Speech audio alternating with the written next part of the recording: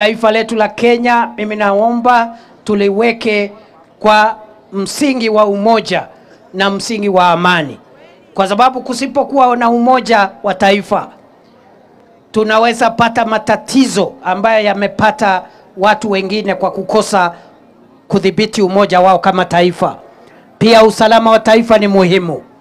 Na mimi nawasihi wale ambao wako ni viongozi wasitoe matamshi ambayo yanaweza kuleta mgawanyiko katika taifa letu la Kenya, kwa sababu hatuna taifa letu lingine la kwenda isipokuwa taifa hili la Kenya.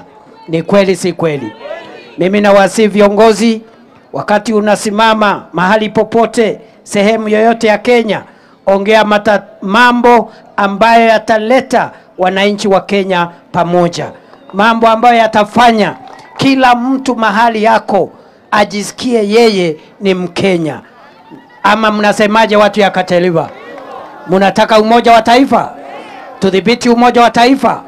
Mungetaka amani kwa taifa? Mimi nimeona juzi, mnajua